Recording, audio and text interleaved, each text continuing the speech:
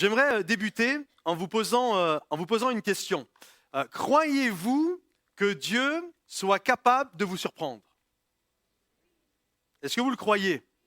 Est-ce que vous croyez que cette semaine, pour certains qui ont besoin d'un travail, qui ont posé des CV à gauche, à droite, croyez-vous cette semaine qu'un patron puisse vous appeler pour vous donner du travail? Est-ce que vous le croyez? Est-ce que vous croyez peut-être, pour ceux qui attendent des résultats d'examen, que votre médecin va vous appeler cette semaine pour vous communiquer une bonne nouvelle concernant votre santé? Est-ce que vous le croyez? Est-ce que vous pouvez croire que peut-être votre fils ou votre fille qui est parti depuis longtemps de la maison, avec qui vous êtes embrouillé, que cette semaine, votre fils, votre fille vous appelle, ou peut-être même viennent vous voir, viennent prendre de vos nouvelles? Est-ce que vous croyez que Dieu soit capable de toucher les cœurs pour que ces choses-là puissent arriver? Moi, je crois que Jésus est capable de le faire. La Bible nous dit, à un moment donné, il y avait Jésus qui était en train de marcher, et puis là, il y a eu deux aveugles. Deux aveugles se sont mis à marcher à la suite de Jésus, et puis ils étaient là, ils essayaient certainement qu'ils étaient accompagnés avec d'autres, et puis ils étaient là, et ils savaient que Jésus avait cette capacité de faire des miracles. Alors ils se sont mis à suivre Jésus, et puis ils ont commencé à crier, « Jésus, fils de David, aie pitié de nous !» Et lorsque Jésus a entendu ça, il s'est retourné et il leur a dit, qu'est-ce que vous voulez? Ben voilà, on veut recouvrir la vue. Et vous savez ce que Jésus leur a posé comme question? Cette question, elle est vraiment incroyable. Jésus leur dit, croyez-vous que j'ai le pouvoir de faire ce que vous me demandez? C'est une question que le Seigneur nous pose. Crois-tu que le Seigneur a la puissance, a la capacité de faire ce que tu lui demandes? Moi, je crois que Jésus a ce pouvoir. Je crois que lorsque nous nous approchons de Jésus et que nous avons cette foi, d'ailleurs Jésus s'est retourné, ils lui ont dit oui, nous avons cette foi. Alors Jésus leur a dit qu'il vous soit fait selon votre foi, et ces deux hommes ont été guéris. Et moi, je crois ce matin que nous pouvons assister à des miracles. Je le crois.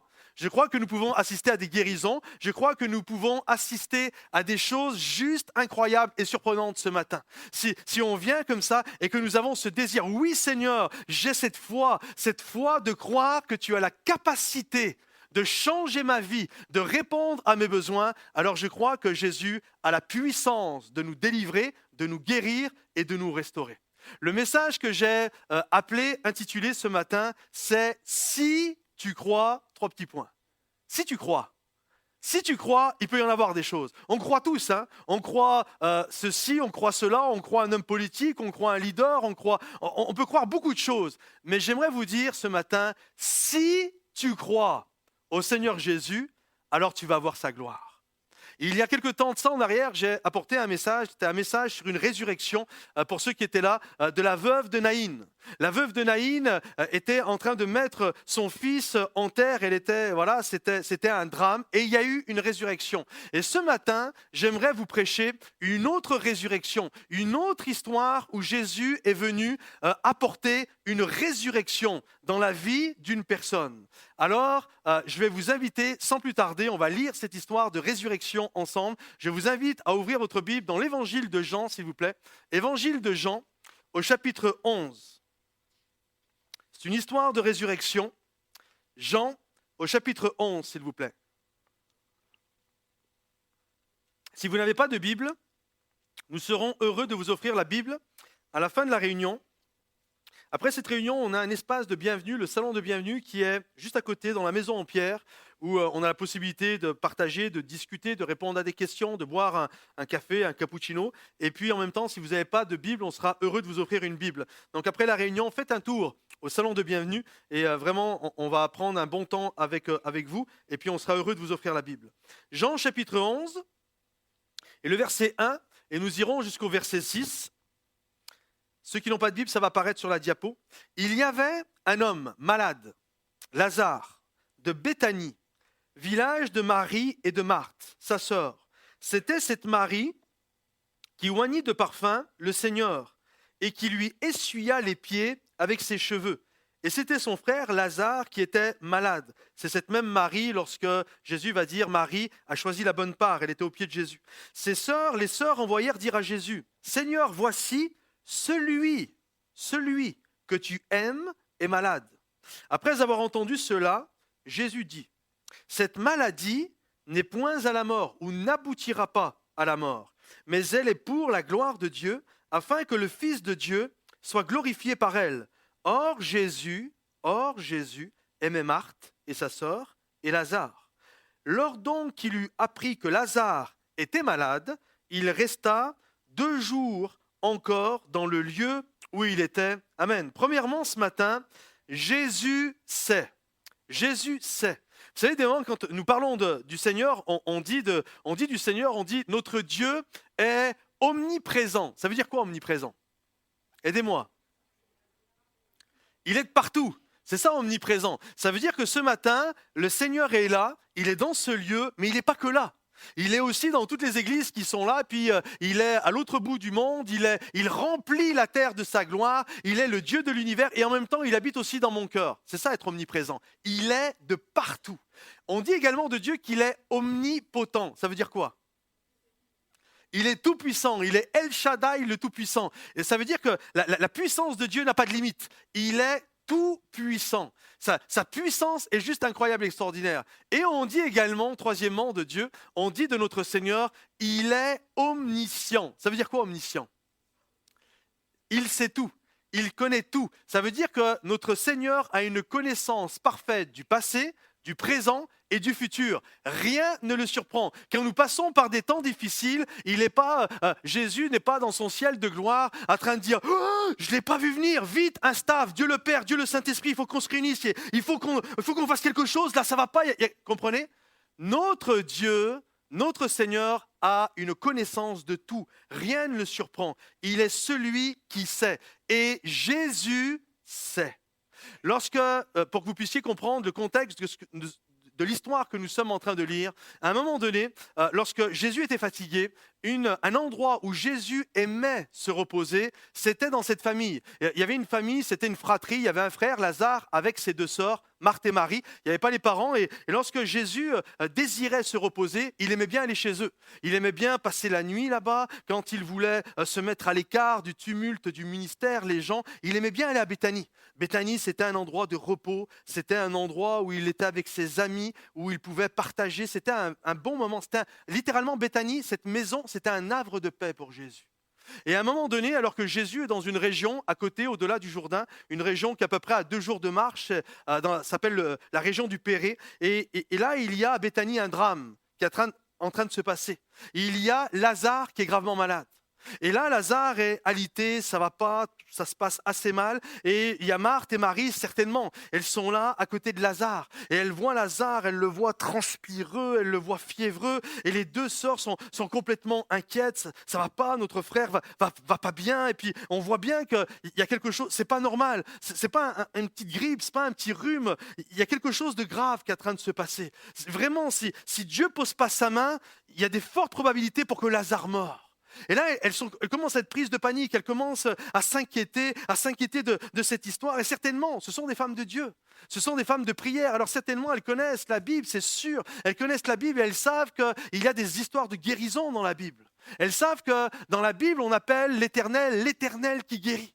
Alors j'imagine, moi, ces 2 sœurs au pied du lit, en train de prier, « Seigneur, guéris, tu es l'Éternel qui guérit. Guéris Lazare. Pose ta main sur lui, chasse la maladie, guéris-le. » Et elle prie, et rien ne se passe. Lazare reste malade. Il gémit de plus en plus, il est de plus en plus fiévreux.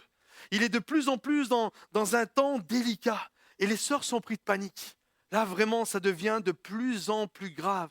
Et elles ne trouvent pas d'autre recours, d'autre solution que de dire « ça ne peut pas durer ». Ça ne peut pas durer. On a besoin que Jésus vienne. Parce qu'on a déjà vu le Seigneur guérir des malades. On a vu Jésus délivrer des captifs. On a vu le Seigneur restaurer des vies. Et je sais, si Jésus était là, certainement que Jésus, en une parole, il ordonne. Et la chose arrive. Il dit, elle existe. C'est sûr, si Jésus est là, il va guérir. Alors là, elles appellent un serviteur. Écoute, va vite chercher Jésus. Va le chercher parce que vraiment Lazare va mal.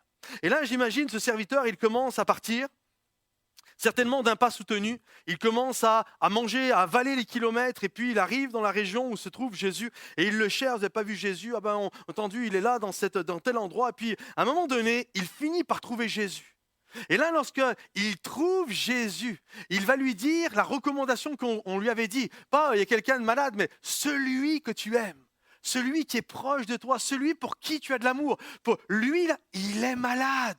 Et il faut que tu viennes. Il faut que tu viennes parce que on t'appelle. Je viens te chercher et mon but, ma mission, c'est de te ramener dans l'endroit où il est malade, afin que tu puisses apporter la guérison. Et là, Jésus va regarder cet homme et il va amener certainement qu'il y avait de la confusion, de l'inquiétude dans la pièce. Et là, Jésus va amener la paix. Il va regarder cet homme et il va lui dire, cette maladie n'aboutira pas à la mort. Cette maladie n'a pas pour fin la mort. Et certainement, quand Jésus a dit ça, celui qui avait été envoyé a dû faire tant mieux. Tant mieux, j'étais tellement inquiet pour Lazare, j'étais tellement inquiet de voir Marthe et Marie comme ça. Et Jésus dit ça, et après avoir dit ça, celui qui écrit, Jean, va dire « Or, Jésus aimait Marthe, Marie et Lazare. » Et puis il va rester 2 jours de plus là où il est. Et certainement, vu qu'il est resté, l'envoyé a dû repartir. Il sait que Jésus est capable de guérir à distance. Il a déjà guéri le serviteur du centenier. Alors certainement que cet homme, tout content, il retourne à Béthanie. Ce n'est pas écrit, mais c'est une évidence que ça a dû se passer. Il retourne à Béthanie, porteur d'une nouvelle incroyable. Jésus a posé sa main et sa maladie à Lazare n'aboutira pas à la mort. Et là, il est là tout content et certainement qu'il a dû marcher très vite pour apporter cette bonne nouvelle. Sauf que la chose qu'il ne sait pas, c'est que dans les temps, au niveau chronologique, au moment où il fait son voyage, Lazare est décédé. Lazare est mort. Et moi, j'imagine cet envoyé, il arrive à Béthanie, et puis il est là, il doit chercher Marthe, il doit chercher Marie, il arrive dans la propriété, et puis de loin, il voit des gens tristes, il voit Marthe, il voit Marie, il les voit tristes, et puis il se dit, ah, peut-être qu'ils sont tristes parce que Lazare est encore extrêmement malade, mais après la bonne nouvelle que je vais leur apporter, c'est sûr, ça va changer. Et puis là, il se dépêche, il voit Marthe, et là, il voit le visage de Marthe marqué, triste, peut-être les larmes aux yeux. Et là, l'envoyé lui dit, écoute, j'ai une bonne nouvelle à t'annoncer. Je viens de voir Jésus. Et il m'a dit, cette maladie n'aboutira pas à la mort. Et là, j'imagine Marthe, elle le regarde, puis elle lui dit simplement, écoute, Lazare est déjà mort. Il est déjà décédé. Et quand on lit cette histoire, quand on se met à la place de ces gens-là, on peut se poser des questions. Mais pourquoi ? Pourquoi ? Pourquoi le Seigneur, il est écrit qu'il aimait Lazare et puis il est resté 2 jours ? Je ne sais pas comment vous êtes, mais si généralement quelqu'un vient vous chercher en vous disant « Hey, ton ami, il est en train de mourir », qu'est-ce que vous allez faire ? Vous allez vite y aller. C'est comme ça qu'on fait. Or là, la Bible nous dit qu'il aimait Marthe, Lazare et Marie et il resta 2 jours là où il était. Et parfois, on a ce sentiment qu'ils ont dû avoir. Je comprends pas. Tout le monde me dit que Jésus m'aime. Le pasteur, il le dit, Jésus t'aime, etc. Les gens autour de moi, des bien-aimés, des frères, des sœurs, des gens autour de moi me rassurent dans mon épreuve et me disent que Jésus m'aime. Oui, d'accord, j'ai compris, il m'aime. Mais pourquoi il n'est pas venu ? Pourquoi il ne vient pas ? Pourquoi il tarde comme ça ? Pourquoi il n'est pas encore arrivé ? Moi, je vis quelque chose de difficile. On me dit que Jésus m'aime, on me dit que Jésus va faire des miracles, je l'entends, puis je sais qu'à un tel c'est arrivé, je sais qu'au serviteur du centenier c'est arrivé, je sais qu'à madame un tel dans l'église ou monsieur un tel c'est arrivé. Oui, mais moi, ok, Jésus m'aime, mais il n'est toujours pas arrivé. Il n'est toujours pas venu dans ma situation. Pourquoi le Seigneur n'est toujours pas arrivé ? J'aimerais vous encourager ce matin en vous disant ceci. Jésus sait. Il connaît toute l'histoire. Il est omniscient. Il connaît votre passé, il connaît votre présent et il connaît le futur. Il connaît la fin de l'histoire. Nous ne la connaissons pas. Marthe et Marie ne connaissent pas la fin de l'histoire, mais Jésus connaît la fin de l'histoire. Et le Seigneur vient ce matin, à travers cette histoire, il vient nous encourager. Lorsque Dieu promet quelque chose, lorsque Dieu t'a donné une promesse, je ne parle pas d'un délire comme ça, mais vraiment une promesse, tu sais que ça vient de Dieu. Tu sais, il y a des confirmations, c'est une parole, Dieu t'a parlé, c'est clair dans ton cœur. Et des moments, on est juste là, on a juste envie de baisser les bras parce qu'on dit, regarde, le temps a passé. Le temps a passé. Autrefois, vous savez, la veuve de Naïn, elle était en train d'enterrer son rêve. Elle était en train d'enterrer son fils, mais il n'était pas encore mis à terre. Il n'était pas encore enfermé. C'était pas encore scellé. Là, on est bien d'accord, avec Lazare, il est déjà enfermé. Le tombeau est déjà scellé. C'est pas, faut que le Seigneur vienne faire quelque chose parce que là, je suis en train de mettre mon rêve en terre. Non, non, là, c'est déjà fini. C'est déjà, le temps a parlé. C'est terminé. Et j'aimerais vous dire ceci, quand Dieu fait une promesse, il n'est pas un homme pour mentir. Il n'est pas un fils d'homme pour se repentir. Ses promesses sont oui et amen. Ce qu'il dit, il l'accomplit. Et quand Dieu fait une promesse, même si le temps a passé, même s'il n'a pas agi dans le timing que moi je pensais, Dieu est maître et souverain des circonstances. Il est le maître du temps. Et lorsqu'il dit, lorsqu'il ordonne, la chose arrive. Et là, certainement, Marthe et Marie sont abattus, sont tristes, et parce que Jésus n'est pas venu, parce que Jésus n'a pas travaillé, Jésus n'a pas fait le miracle dans le temps que eux avaient imparti. Mais le Seigneur n'est pas venu tout de suite parce que Jésus sait. Il sait que le miracle va quand même avoir lieu. Il sait que Dieu, qu'il va y avoir ce miracle, cette résurrection. Et j'aimerais vous encourager ce matin, peu importe les temps difficiles, peu importe si aujourd'hui vos rêves, les promesses de Dieu, vous les avez déjà mis dans un tombeau, c'est terminé, c'est scellé, j'ai roulé la pierre, c'est juste fini. J'aimerais vous dire que notre Dieu est quand même capable d'agir. Notre Dieu connaît la fin de l'histoire et quand il n'intervient pas tout de suite, il sait pourquoi il le fait. Un jour, il y a un prophète dans l'Ancien Testament qui s'appelle Habakkuk. Et Habakkuk était triste, il était abattu. Et le Seigneur va lui dire ceci, c'est si la promesse tarde, attends-la. Attends-la, parce qu'elle est certaine, elle finira par s'accomplir. Et grave-la sur des pierres, grave-la sur une pierre, que rien ne vienne l'effacer. Grave les promesses, grave la vision de Dieu, grave les promesses de Dieu, grave ça sur les portes de ton cœur, grave, parce que les promesses de Dieu sont oui, amen. Et même si pour un temps, écoutez-moi, même si pour un temps, le miracle est différé, c'est juste pour un temps, parce que les promesses de Dieu s'accomplissent toujours. Ce qu'il dit, il l'accomplit. Notre Dieu n'est pas un menteur. Il connaît la fin de l'histoire.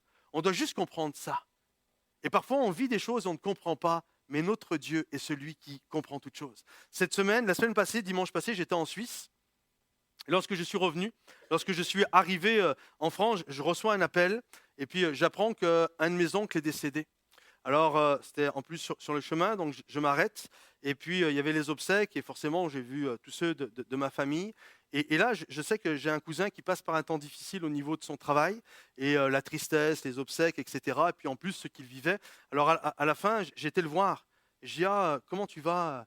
Il me dit, ça va pas fort. Le 29 octobre, ça fait 20 ans qu'il est dans une société. Il est rentré à 20 ans, il a 40 ans, il a gravi des échelons. Et puis là, sa société, il me dit, le 29 octobre, ma société, l'entreprise, elle est mise en liquidation judiciaire. Donc c'est dans quelques jours. Là. Puis il me dit, on attend un miracle. On attend un miracle parce que si personne rachète la société, le 29 octobre, on est 35 employés, on se retrouve à la rue. Il n'y a plus rien. Et lorsque je parle avec lui et qu'il me dit ça, j'essaie de l'encourager le mieux que je peux. Et puis, je lui dis, écoute, on va prier pour toi. Et puis là, il me regarde et puis il a la foi. Alors, il me dit, ben ouais, mais j'ai prié. Et puis, le Seigneur n'est pas arrivé. Puis là, j'ai pas eu à cœur de lui dire, écoute, j'ai une parole de Dieu pour toi. Je crois qu'avant le 29 octobre, il va y avoir quelqu'un qui va racheter l'entreprise. Je ne pense pas ça. Et je lui ai juste dit, tu sais, je crois que parfois, Dieu nous fait passer par des épreuves pour nous montrer sa gloire. Et pour nous montrer qu'il est souverain, et généralement, il va utiliser ce que nous perdons pour nous amener dans notre destinée. Et souvent, Dieu agit comme ça. Dieu utilise ce que nous perdons pour nous conduire vers la destinée qu'il a pour nous. Alors là, je le regarde, j'essaye de lui mettre de la bonne humeur, et je regarde, je fais, écoute, ça fait 20 ans que tu es dans cette société, et puis tu es d'accord avec moi, à chaque fois que tu parles de ta société, tu n'en es jamais content. Alors il me dit, non, ouais, je sais pas alors, tu te rends compte, Dieu te fait grâce. T'arrivais pas à partir, le Seigneur fait en sorte que ça ferme pour que tu puisses t'envoler ailleurs. Et j'ai essayé de l'amener dans ce raisonnement. Peut-être que ça va être l'occasion pour toi de créer ton entreprise. Peut-être ça va être l'occasion d'aller faire une formation et de faire quelque chose finalement, à l'âge de 40 ans, que finalement tu vas faire quelque chose que tu aimes. Et là, il commençait, alors, je ne sais pas si j'ai réussi à insuffler cet espoir, cette espérance et cette foi en lui, mais j'essayais de l'amener à réaliser que Dieu n'est pas pris de court. Quand il a été décidé que sa société allait fermer, Dieu dans son ciel ne s'est pas dit « Ah zut, je ne l'ai pas vu venir ». Non, il le sait. Dieu sait tout ce que nous vivons. Et parfois, Dieu ne répond pas tout de suite à nos prières, mais il y a des promesses envers nous, mais il attend certaines situations afin que sa gloire puisse être révélée dans nos cœurs, afin que sa gloire puisse être révélée dans nos vies. Alors je sais que certains vont dire « Ok, Patrice, d'accord, je suis d'accord avec toi, mais franchement, si là je te disais ma situation, tu verrais qu'elle est trop catastrophique. » C'est juste, Jésus là, il a vraiment mis trop de temps. Vraiment. Là, c'est OK. Or, il aimait Marie, Marthe et Lazare, et puis il resta 2 jours. Moi, j'aimerais juste te dire, ça doit faire à peu près 10 ans qu'il a dû rester là-bas, parce que ça fait 10 ans, je ne l'ai pas vu arriver là. Ça fait 10 ans que j'attends qu'il agisse, 10 ans, 15 ans, 20 ans. Et là, OK, j'ai foi en Dieu. D'ailleurs, la preuve, je suis là, je l'aime, mais je me rends à une évidence, il m'a oublié. Il n'est pas venu me rencontrer là où j'étais. J'aimerais vous dire, même quand la situation est la plus catastrophique possible, même là, Dieu est capable d'agir. Même maintenant, Dieu est capable. Est-ce que vous le croyez? Dites avec moi, même maintenant, Dieu est capable d'agir. Alors, Jésus va quitter l'endroit où il était, 2 jours après. Lazare est mort, et puis il arrive sur le lieu du drame. Et là, ça fait déjà 4 jours que Lazare est mort. Là, on est bien d'accord que 4 jours, c'est quand même assez important. Et il arrive sur ce lieu, sur ce drame, et là, il y a Marthe qui apprend qu'il est là, et elle va aller à la rencontre de Jésus. Et écoutez bien cette conversation, elle est incroyable. Et regardez ce qu'il est dit. Lorsque Marthe apprit que Jésus arrivait, elle alla au-devant de lui, tandis que Marie se tenait assise à la maison. On voit vraiment leurs 2 caractères, hein, pour ceux qui lisent la Bible. Toujours pareil, Marthe qui bouge et Marie qui reste tranquille. Marthe dit à Jésus, écoutez bien, « Seigneur, si tu eusses été ici, ou si tu avais été ici, mon frère ne serait pas mort. Mais même maintenant, je sais que tout ce que tu demanderas à Dieu, Dieu te l'accordera. » Jésus lui dit, « Ton frère ressuscitera. » Amen. Waouh! Elle a une foi incroyable. Elle sait, Jésus est arrivé, elle sait que Jésus est là, elle se lève, elle va vers Jésus, waouh, Jésus est là. Et là, elle va dire quelque chose à Jésus, c'est ambigu. Elle lui dit une phrase qui est un mélange de foi et de reproche. Hein? Si tu avais été là, il serait passé le miracle. Donc, elle a la foi quand même. Elle a la foi que si Jésus avait été là, il serait passé quelque chose. Donc, il y a une démarche de foi, mais en même temps, il y a le reproche. Si tu avais été là, et puis tu n'étais pas là. Tu n'étais pas là. Tu n'as pas agi au moment où tu aurais dû agir, parce que maintenant, c'est terminé. Si tu avais été là. Et là, comme dans un sursaut de foi, elle a dû se reprendre, je ne sais pas, mais comme dans un sursaut de foi, elle va regarder le Seigneur et elle va lui dire cette phrase qui est quand même juste folle, juste incroyable. Elle va lui dire, mais cependant, même maintenant, alors que mon frère est enterré depuis 4 jours, qu'il sent, il est déjà en décomposition. C'est juste une histoire catastrophique. Le tombeau est scellé, la pierre est roulée devant. Mais je sais que même maintenant, tu es capable d'agir. Même maintenant, tu es capable d'agir. Quelle foi! Est-ce que vous croyez que même maintenant, Dieu est capable d'agir dans votre situation? Je ne crois pas qu'ici, il y a une situation encore plus désespérée que Lazare enterré depuis 4 jours. Même maintenant, cette foi, la foi de Marthe m'impressionne. Même maintenant, je crois, Seigneur, que tu peux agir. Je crois que ta grâce n'en a pas fini avec moi. Je ne comprends pas tout, mais je crois que tu peux agir, Seigneur. Moi, je le crois que même maintenant, alors que l'histoire, elle est catastrophique, je crois que le Seigneur est capable d'agir. Je me souviens, il y a quelques années de ça en arrière, il y a une quinzaine d'années de ça en arrière, un couple que je connais très très bien se sont séparés. C'était des gens qui venaient à l'église et puis à un moment donné, ils ont laissé tomber la foi, le Seigneur, et puis ils ont commencé à faire leur vie, puis c'était une catastrophe. Vraiment une catastrophe. Le monsieur a trompé sa femme, elle avait toute une attitude, enfin, vraiment une histoire assez compliquée. Hein. C'était un nœud d'embrouille, vraiment quelque chose de catastrophique. Et puis, les 2, forcément, ont divorcé, se sont séparés. Un habitait dans une ville, l'autre à 200 ou 300 kilomètres. Enfin, ils ne se voyaient plus, ils n'étaient plus du tout ensemble. Puis le temps a passé, et puis leur cœur a été travaillé. Et le monsieur est retourné à l'église, commençait à faire son chemin de foi. La dame, pareil, son épouse, son ex, pareil, commençait également à faire son chemin de foi. Et puis, au bout d'un certain temps, les sentiments sont revenus, leur engagement envers Dieu est revenu. Et puis, vraiment, ils étaient tous les deux de nouveau bouillants, mais à 200-300 km d'écart. Et je me souviens, parce que je les connais très bien, je les ai eus soit de vive voix, discuter comme ça avec eux, ou je les ai même eu au téléphone. Et je me souviens, ils me disaient ceci: tu crois, Patrice, que même maintenant, ça peut ressusciter notre histoire, ça peut refonctionner? Tu penses que c'est pas trop tard? Et moi, je leur disais, non, à partir du moment où votre cœur est pour Dieu, je crois que Dieu veut utiliser votre drame pour révéler sa gloire. Et les deux se sont rapprochés. Aujourd'hui, ça fait 12 ans à peu près. Ils se sont remariés. Ils ont des petits-enfants. C'est un couple qui fonctionne bien, etc. Comprenez-vous? Je crois que même maintenant, je crois que Dieu peut agir dans ma vie. Je crois que Dieu peut agir de manière juste incroyable et extraordinaire. Si tu avais été ici, et Jésus va lui dire, après ce même maintenant, Jésus va lui dire quelque chose d'incroyable. Écoutez bien, Jésus va lui dire, ton frère ressuscitera. Je ne sais pas vous, mais moi je me dis, là, si admettons on ne connaît pas la suite du passage, on se dit, waouh, quand Marthe a entendu que son frère va ressusciter, moi je la vois dans la scène, wouh, elle se met à danser, yes, mon frère va ressusciter. Et elle avait la foi, elle a même dit que même maintenant, en fait elle n'a pas réagi comme ça. Elle a réagi comme beaucoup d'entre nous réagirions, comme moi peut-être je réagirais, à cette phrase, ton frère ressuscitera.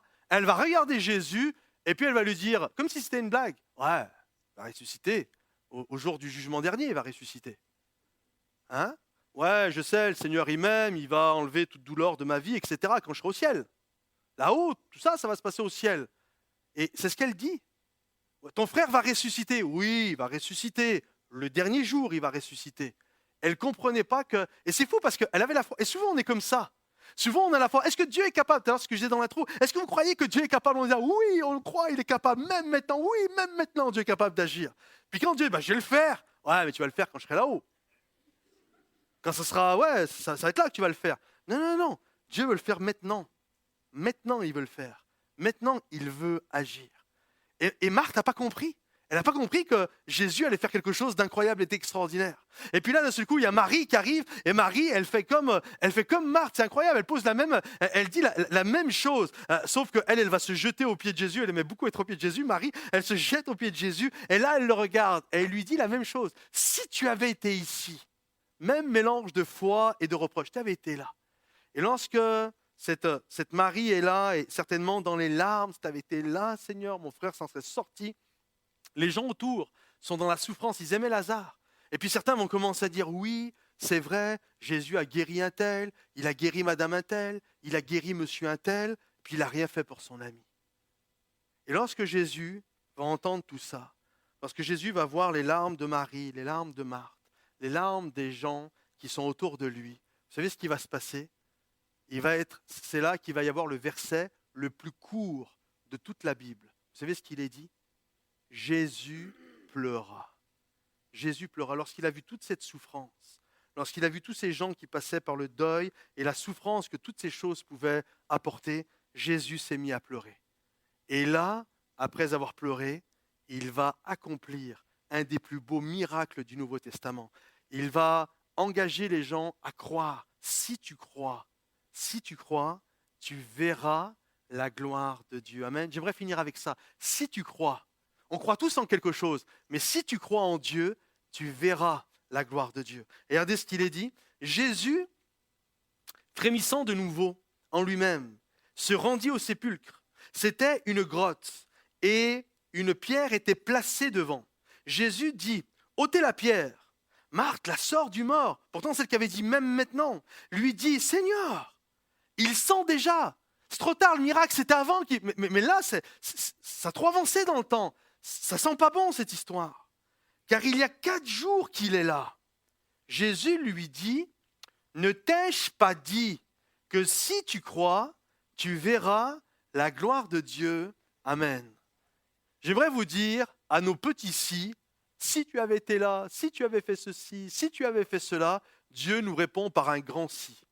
Moi, je te dis, laisse tomber tes petits si, et moi, je te dis que si tu crois, tu vas la voir, la gloire de Dieu. Alors Jésus s'est déplacé, puis il a été devant le sépulcre, si tu peux mettre la diapo.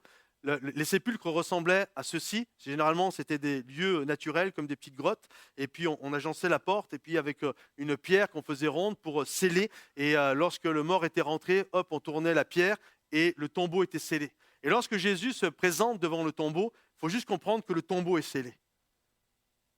Lazare a les bandes sur lui, toutes les bandelettes. Il est couché, il est mort depuis 4 jours et la pierre est scellée. Et là, lorsque Jésus va se retrouver devant ce tombeau, voici ce qu'il va arriver. Je vais demander à Dan si tu peux revenir, s'il te plaît. Ils ôtèrent donc la pierre. Et Jésus leva les yeux en haut et dit, je te rends grâce, Père, je te rends grâce de ce que tu m'as exaucé. Pour moi, je savais que tu m'exauces toujours, mais j'ai parlé à cause de la foule qui m'entoure, afin qu'ils croient que c'est toi qui m'as envoyé. Ayant dit cela, il cria d'une voix forte, Lazare, sors, et le mort sortit. Vous imaginez un peu cette histoire incroyable? Et essayons un instant de nous mettre à la place de cette histoire. C'est quand même quelque chose d'assez invraisemblable. Jésus se tient devant le tombeau. Et il se tient devant le tombeau. Il faut juste comprendre que là, il y a plein de gens qui sont là. Plein de personnes qui sont là. Et là, il y a des gens qui aiment Jésus.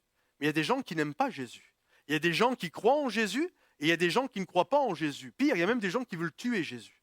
Et Jésus se retrouve au milieu de toute cette foule, de toutes ces personnes qui sont là, qui sont présents. Et Jésus va se tenir devant le tombeau. Et là, imaginez un instant, vous avez déjà été dans un enterrement? Vous avez déjà été dans un... Imaginez cette scène. Quelqu'un qui dit, ok, je vais me mettre devant le tombeau et vous allez voir, il va se passer quelque chose. Là, tout le monde, on va tous se mettre à regarder. Hein. Et là, tout le monde se met à regarder. Qu'est-ce qui va arriver? Puis là, Jésus se tient devant le tombeau, puis il se met à prier, Père. Puis il commence à prier, je sais que moi, tu m'exauces toujours, mais je prie pour que ta gloire puisse se manifester, qu'il puisse reconnaître qui je suis. Et il se tient comme ça, devant le tombeau, et là, d'un seul coup, il va dire à des gens, toi, roulez la pierre. Tout le monde a dû arriver. Ceux qui n'étaient pas encore arrivés, là, ils ont dû arriver. Qu'est-ce qu'il est en train de faire? C'est fou. C'est fou ce qui est en train de se passer là. C'est juste pas normal, c'est juste pas conventionnel ce qui est en train d'arriver. Et là, ils arrivent tous et ils sont tous en train de regarder, mais qu'est-ce que Jésus est en train de faire? Et Jésus se tient devant le tombeau. Il se tient devant ce tombeau et il va dire d'une voix forte, Lazare, sors. Nous, généralement, on lit ça, ça prend 1 seconde. Lazare sort et le mort sortit. On est tous d'accord pour dire que quand il a dit Lazare sort, il a dû se prendre quelques instants avant que le mort arrive. Peut-être 30 secondes, peut-être 1 minute, peut-être 2-3 minutes, je ne sais pas. Mais à votre avis, ça a dû être quelque chose. Hein? Tout le monde devait regarder. Tout le monde devait se regarder, mais qu'est-ce qui vient de se passer? C'est quoi cette histoire? Qu'est-ce qui arrive là? Puis d'un seul coup, tout le monde regarde à l'intérieur. Est-ce qu'il va se passer quelque chose? Et puis là, il est en train de regarder, ils sont tous en train de regarder à l'intérieur. Et là, d'un seul coup, on voit une ombre. On voit une ombre qui arrive. Et là, il y a le mort. Vous imaginez, avec toutes les bandelettes, c'est quelque chose quand même. Avec toutes les bandelettes, le mort sort et il se tient devant le tombeau. Et là, certainement que la foule est dubitative, c'est waouh, c'est incroyable. Même là, même maintenant, même quand l'histoire était terminée, Jésus est capable d'agir. Ça a dû être une clameur incroyable. Et Jésus va regarder les gens qui sont autour de lui, dire déliez-le, enlevez toutes les bandelettes qu'il a sur lui, enlevez toutes les petites bandes qu'il a sur lui et laissez-le aller. Laissez-le aller saisir la vie. Je crois que le Seigneur veut nous délivrer, nous libérer de toutes ces bandelettes de souffrance et de nous dire sors de ton obscurité, sors de ta grotte, sors de ta caverne et va saisir la vie que j'ai pour toi. Que ce matin tu puisses être ressuscité, que ce matin tu puisses mordre la vie à pleines dents et vivre ce que le Seigneur désire que tu puisses vivre. Le Seigneur a cette puissance que même maintenant, tu crois peut-être plus, hein? Ça fait tellement de jours que tu attends que Jésus arrive dans ton Béthanie à toi. Non, Je ne sais pas s'il va mettre 2 jours, 3 jours, je ne sais pas. Je ne peux pas vous le dire. Mais il y a une chose que je sais. Quand Jésus dit quelque chose, il l'accomplit toujours. Je finirai avec cette diapo. Aujourd'hui, Jésus vous dit, au-delà de tes si, moi je te dis que si tu crois, même maintenant, il n'est pas trop tard pour voir la gloire de Dieu agir sur ta vie. Le croyez-vous? Le Seigneur désire vous ressusciter, vous délier de vos chaînes de souffrance afin que vous puissiez désormais être libre. Et tout le monde dit Amen. Amen. Peut-être ce matin, il y en a, et je finirai, vous êtes que Marthe et Marie. Vous dites en vous-même, si Jésus avait touché mon mari, on n'en serait pas là aujourd'hui. Si Jésus avait touché mon épouse, aujourd'hui je ne vivrais pas ce drame. Si le Seigneur avait touché mes enfants, alors je ne passerais pas par des temps difficiles comme maintenant. Si le Seigneur avait agi dans ma vie à telle période, alors je ne serais pas là où je suis actuellement. Et on est là avec tous nos si. Si tu avais été là, si tu avais été là au moment où j'ai vécu mon drame, si tu avais été là, Jésus. Et Jésus, à tous ces si, nous dit, mais moi je te dis que même maintenant, si tu crois, tu verras la gloire de Dieu.